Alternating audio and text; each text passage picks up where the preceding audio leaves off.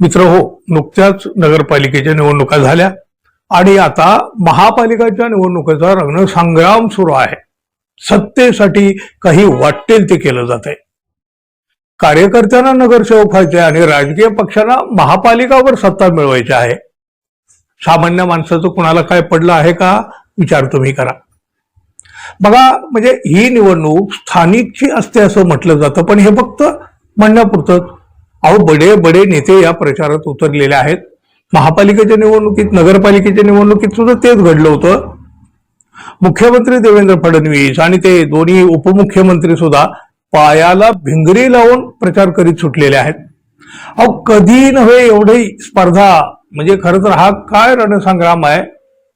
एवढी चुरस या निवडणुकीमध्ये पहिल्यांदा पाहायला मिळते. महायुतीचे 3 पक्ष सरकारमध्ये एकत्र असले तरी या निवडणुकीमध्ये एकमेकाचे कपडे फाडण्यामध्ये व्यस्त आहेत. गुन्हेगारी आणि भ्रष्टाचाराचे आरोप एकमेकावरच करीत सुटलेले आहेत. दोघांनीही एकमेकाचे कपडे फाडल्यावर दोघांची अवस्था लोकांना कशी दिसत असेल हो. आणि आपण तेच पाहतो ना रोज. एकमेकावर आरोप करणं म्हणजेच निवडणुकीचा प्रचार आहे असं चित्र सध्याच्या प्रचारामध्ये निर्माण झालेलं आहे. आरोपाशिवाय दुसरं काही नाही. स्थानिक नागरिकांच्या समस्या काय आहे, त्या आजवर का नाही सुटल्या, त्या सोडवण्यासाठी भविष्यात काय केलं जाईल, अशा कसल्या कसल्या मुद्द्यावर सुद्धा महायुतीकडून प्रचार होत नाही. या प्रचारामध्ये जनतेच्या समस्या कुठंही दिसून आलेल्या नाहीत. लोकसभा किंवा विधानसभा निवडणूक असल्यासारखं सगळे नेते अगदी वरच्या पातळीवरच्या गप्पा मारत सुटलेले आहेत.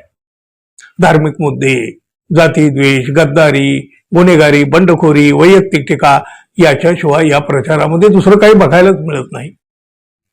राज्यामध्ये सगळीकडे जरी हे चित्र दिसत असलं तरी आणि मतदार याकडं लक्षपूर्वक दुर्लक्ष जरी करीत असला तरी पुणेकर मात्र हे खपवून घेणार नाहीत आणि त्यांनी घेतलं सुद्धा नाही. आणि म्हणूनच पुण्यातल्या मतदारानं या नेत्याचे कान उपटले आहेत. पुणेरी पाट्या नेहमी चर्चेत असतात बघा. कधी त्या वादाच्या बनतात, कधी या पाट्या नवा वाद सुद्धा निर्माण करतात. बहुसंख्य वेळा या पाट्या अत्यंत चांगला आणि नेमका संदेश सुद्धा देत असतात आणि म्हणून या पुणेरी पाट्यांची नेहमी चर्चा होते. आता निवडणुकीच्या ऐन धामधुमीमध्ये अशीच एक पाटी, एक फलक मोठ्या चर्चेचा ठरला आहे. स्थानिक नागरिकांच्या कसलेही फायद्याचे नसलेले मुद्दे प्रचारात आलेले आहेत. त्यामुळं पुणेकरांनी नेत्यांना ताळ्यावर आणण्याचा हा एक प्रयत्न केला. या पुणेरी फलकावर पुण्यात नेत्यांनी सभा नक्की घ्याव्यात, पण त्यात धार्मिक मुद्दे, जातीय द्वेष, बंडखोरी, गद्दारी, वैयक्तिक टीका यासारख्या विषयावर न बोलता पुणे शहरातील वाहतूक कोंडी, रस्ते, पाणी, शिक्षण, रोजगार, कचरा नियोजन, महिला सुरक्षा, शहराबद्दलचं व्हिजन यासारख्या सामान्य माणसाच्या मूलभूत विषयावर बोलावं ही विनंती असा मजकूर लिहिलेला आहे. खरं तर राजकीय पक्षासाठी आणि नेत्यासाठी पुणेकरांनी लगावलेली ही एक सणसणीत चपराक आहे मित्रांनो. या फलकानं अत्यंत कमी पण परिणामकारक शब्दामध्ये पुणेकरांनी नेमक्या मुद्द्याकडे नेत्यांचं लक्ष वेधलं आणि त्यांना भानावर आणण्याचं काम केलेलं आहे. सत्तेच्या धुंदीत तर हे नेते भरकटलेलेच आहेत, पण त्यांना आता ताळ्यावर आणण्याचं काम मतदारांनाच करावं लागणार आहे. म्हणजे तुम्ही आम्हीच करावं लागणार आहे. पुणेकरांनी तर ही सुरुवात केलेलीच आहे. अभिनंदन या मतदारांचं.